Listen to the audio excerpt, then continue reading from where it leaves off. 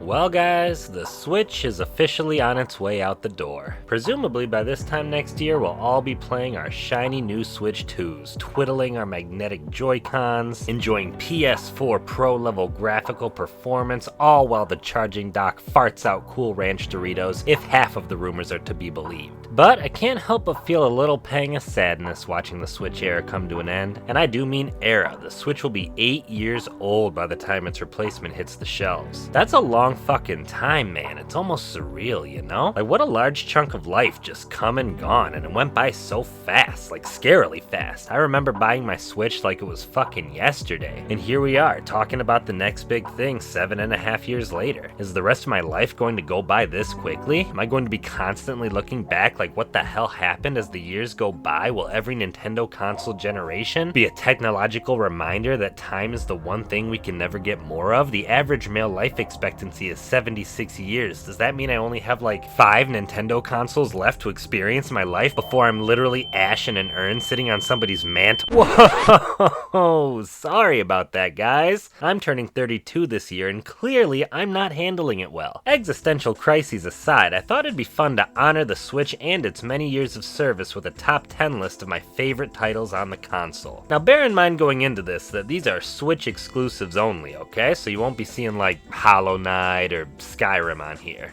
Not that Skyrim would have made the list anyway. So without further ado, let's just jump right into it. Oh, actually one more thing. I wanted to do like a cool sound effect for every number on the list, like but I couldn't find any cool and royalty-free sound effects that I liked, so I'll be using bird calls instead. And if you're curious about the name of the bird a call belongs to, it will be listed at the bottom of the screen. Okay, here we go!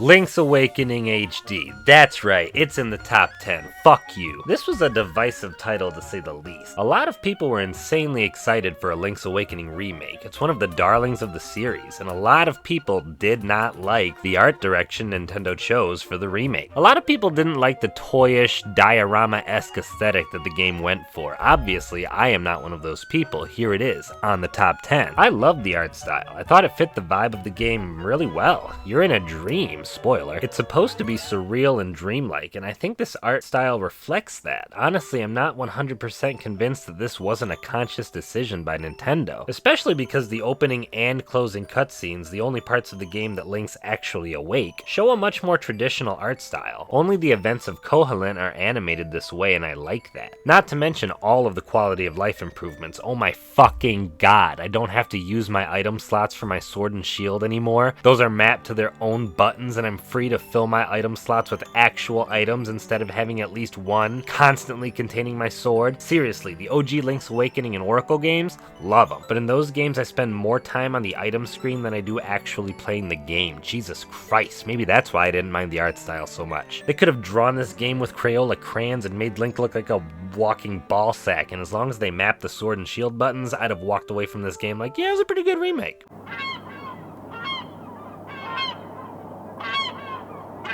I had written off Pokemon, okay? I was out. I think it was Black and White that made me stop and go, you know, I think I've outgrown this series. Not in terms of age, and it's not that Black and White were particularly bad or anything, I just realized that I was done with the Pokemon formula, you know? It didn't excite me anymore. And I had mourned and accepted that fact. And then they release this bullshit and blow my face out my butthole all over again. Seriously, dude, it's like the lead dev of Game Freak woke up from a 20-year nap and was like, whoa, you guys seeing all the cool shit video games can do now? There is a lot of room for improvement in the old visual department, and that's the nicest way I could think of to say this game looks like dog shit. There's been a lot of debate on whether or not that's due to the Game Freak team's inexperience in the world of, you know, 3D open world gaming, or maybe it was just Pokemon's typical cut corners. I'm inclined to lead toward the latter since, you know, if experience really was such an issue, I feel like the Pokemon Company, you know, the most profitable media franchise in human history, probably could have afforded to hire people who, you know, did know how to make this game look good. But honestly, it doesn't even matter because because this is the Pokemon game I dreamed about while watching Pokemon on Saturday mornings, eating my Chunky Puffs while my parents argued in the next room, okay? I'm free throwing Pokeballs. I'm dodge rolling to avoid Pokemon attacks aimed at me. I have a health bar. I'm crafting my own Pokeballs. Pokemon are just out in the world behaving like actual creatures who exist and not just grass-dwelling RNG pop-ups. There are a lot of improvements that need to be made to really lock in this new Pokemon formula as something viable long-term. I've already mentioned the visuals, but trainer and gym level scaling, for example, is also something that needs to be addressed if they intend on keeping to this open world format. But the good news is that a lot of the issues this game has are easy fixes. The question is whether or not Game Freak will bother making them. However, with the announcement that the next Legends game is officially on the docket, I have to admit I'm officially excited and optimistic for a new Pokemon game, which is something I never thought I'd ever say again. And that's pretty cool.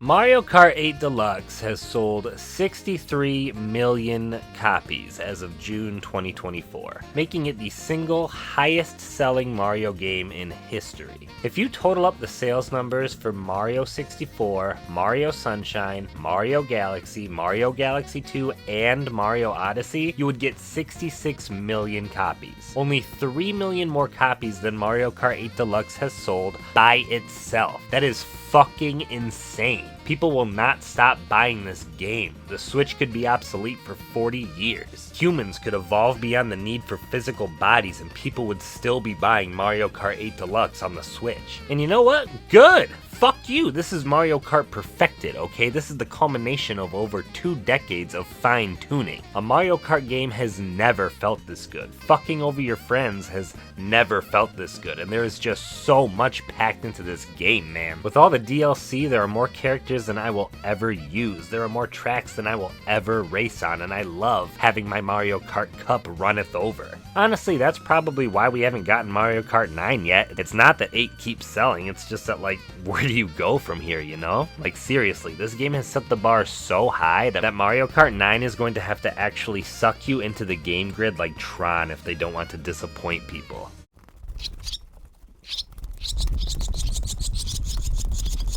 I had been waiting for a 3D Kirby game for so long, bro, and this game delivered so hard. They did it absolutely right. The mission-based structure, Waddle Dee Town, upgradable copy abilities. What the fuck, dude? I'm not even a game developer, and I was like, how the fuck didn't I think of that? This, combined with the inclusion of the Challenge Road stages centered around really mastering each individual ability, made me feel, I don't know, a connection with these abilities I don't normally feel in my Kirby games, if that makes sense. They felt more like an extension of Kirby than they ever have, you know, more like an arsenal that you can draw from, as opposed to random power-ups you cycle through depending on whoever you ate last. And the setting? What the fuck? This game could have easily taken place on 3D Popstar, in 3D Dreamland, and I'd have been like, hell yeah, but HAL Labs is just like, yeah, you know where Kirby's never been? A post-apocalyptic modern cityscape. Platforming through these environments is so goddamn fun. The level design in this game is S tier, and I love how you have your set missions in each stage as well as these secret missions for you to find as you go, really pushing the player to explore and enjoy every inch of each stage. This game is a huge, long overdue leap forward for Kirby, and I really can't wait to see what's next for the franchise. Personally, I hope they leave 2D Kirby behind for the foreseeable future and focus on more titles like this. In fact, since it's clear that post-apocalyptic Kirby games aren't off the table,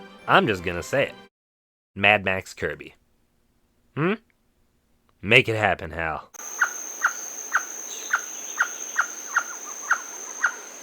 Although it wasn't quite as stale as Pokemon, 2D Mario wasn't exactly the crispiest chip in the bag, you know what I'm saying? New Super Mario Bros. More like old Super Mario. I gotta remember to edit that out and think of something better. Wonder was exactly what the series needed. A unique standout title on a completely different planet from its predecessors. Just a wacky Nintendo-esque concept expertly executed within the tight level design we've come to expect from 2D Mario. The Wonder Seeds are legitimately my favorite mechanic of any 2D Mario title. They are so varied and interesting, and the range of effects they produce and how they warp the stages kept me smiling like a fucking idiot the entire time. But my god, those boss fights? Where are they? Where did they go? Where are the boss fights? Have you seen them? I haven't seen them. Holy moly, what a fucking ball drop. 2D Mario isn't exactly known for its Souls-like bosses, okay, but having entire areas of the game that just don't have a boss? I don't know, man. Weird call. It's like people complained about all the bosses feeling the same in the new Soup game, so Nintendo's just like, okay, well, we'll just take most of the boss fights out of the game. Yeah, then they won't have anything to complain about.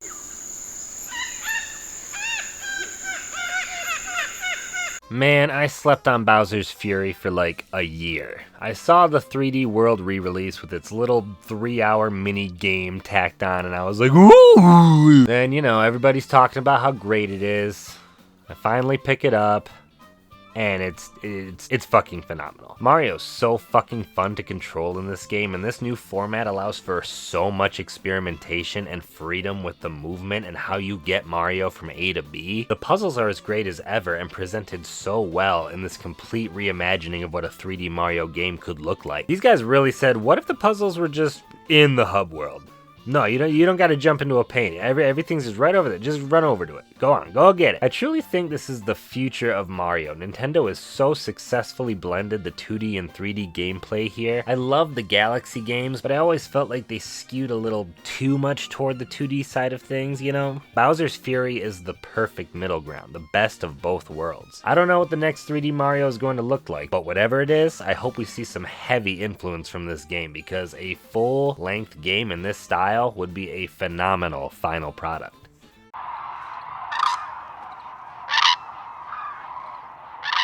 Breath of the Wild may be remembered as one of the most important games of this century, so naturally I had to put it in the prestigious number 4 spot. The Legend of Zelda series introduced me to the world of gaming. It is a series that has shaped me in so many ways, it's kinda hard to imagine who I would be without these games, and yes, that did feel as sad to say as it was to write. My first playthrough of Breath of the Wild was almost like a religious experience. I didn't understand how a Zelda game like this could exist. I didn't understand how a game like this could exist. I found myself using real-life survival logic in this game. The physics engine, I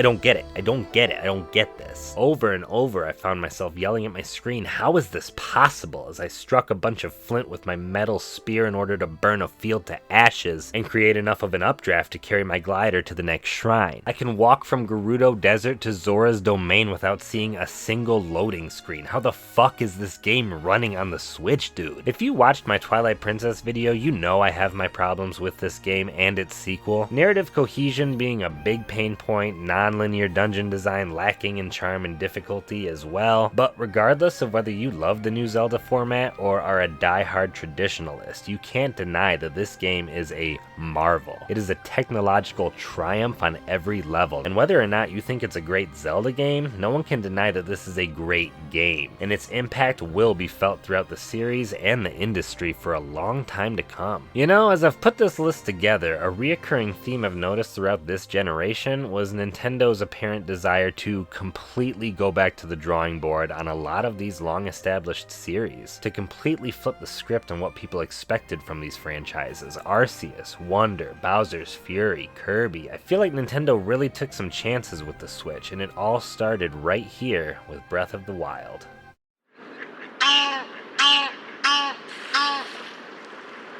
Metroid Dread? More like Metroid Dead. This game was fucking dead, dude. This game was a rumor. This game was a ghost. No one thought this game was gonna come out. And then, out of the blue,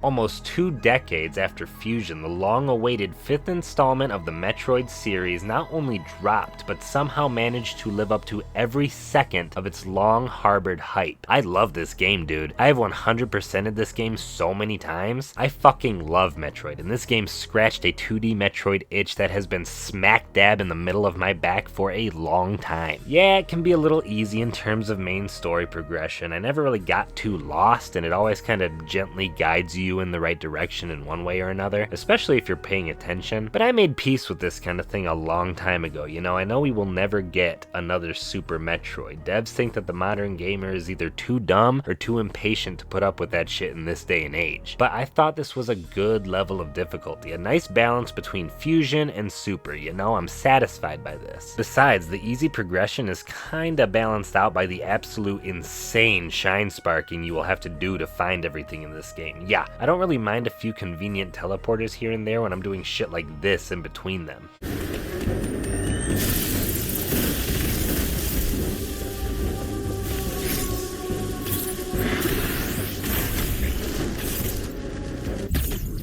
Jesus fucking Christ.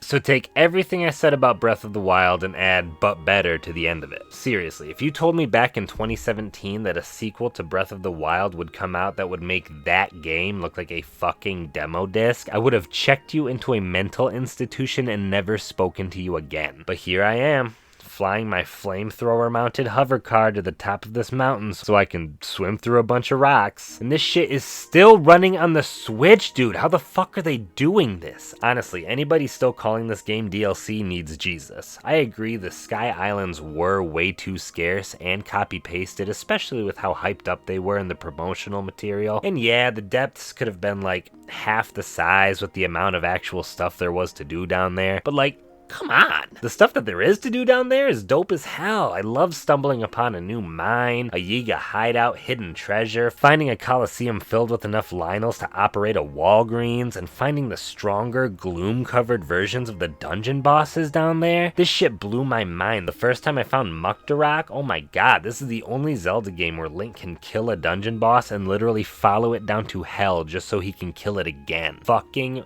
ruthless. I also like this game's story a lot better than Breath of the Wilds. They both suffer from a lot of the same issues, but I just think Tears of the Kingdom had the much more compelling narrative overall. I really did enjoy seeing all of Zelda's adventures in the past and her almost parallel journey to Link's. Rauru and Sonia are fantastic characters, and I love this version of Ganondorf, and even though Link is basically just going around collecting memories again, at least it felt like he had more of a stake in this story, you know? He faces off against Ganon at the beginning of the game and he gets his shit rocked, while Ganon literally sits there and mocks him for being too weak. And then immediately after he lets Zelda slip through his fingers and fall into the past, Link's got a chip on his shoulder this game. He's not just some amnesiac running around the kingdom getting random bouts of deja vu. And that right off the bat makes the game's events that much more impactful to the player, at least for me. Who knows what the next 3D Zelda game's gonna look like? Apparently we're done with this Hyrule, and according to Aonuma, they're definitely gonna keep the non-linearity at its center. But beyond that, who knows? What I do know, however, is that I trust this team. I may have my complaints, I may have my gripes, I may make a couple of goofs, a couple of gaffes, but I've never been flat out disappointed by a Zelda game, and I've never played a Zelda game that I did not enjoy. Like I said, 6 years ago, I never would have believed that this sequel was even possible. So who knows where we could be in another 6 years. All I know is that I will always be excited for the next Zelda game.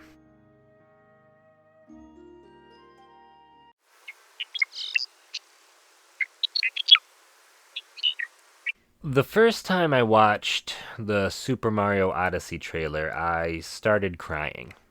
And I didn't know why. And it was very embarrassing because my wife was sitting right next to me and she was like, "Why are you crying?" And I'm like, I don't know. And honestly, I couldn't explain it even to myself at the time. And ultimately, I just ended up, chalking it up to being overwhelmed by the hype. But looking back, I know why. It's obvious. I was feeling something that I never feel anymore, just pure, unadulterated joy and excitement. It's a feeling that gets so much harder and harder to find the older I get, and yet it's a feeling that I get every single time I boot up this game. This game is magic. This game is a blessing. This is sandbox 3D platforming at its peak. It somehow manages to be a blast from the past and a glimpse into the future at the same time. There are so many things to do, so many things to see, so many things to be. Mario has never felt better. These worlds have never looked better, and these games have never sounded better. I played Jump Up Superstar on my way to work to this day, okay? I could play this game over and over and over on repeat until the day I died, and I would die with a smile on my face, baby. Zelda may have had more of an impact on me, but there's something about these 3D Mario games, man. They fill me with a childlike whimsy that I can honestly say I cannot get anywhere else, even from Zelda. Every time I turn on Odyssey, I feel like I'm turning on my N64 in my parents' basement. I love this game. It is an absolute masterpiece. There is very little I would change about it. And really, it's just another in a long line of examples as to why Nintendo truly are and continue to be the best at what they do.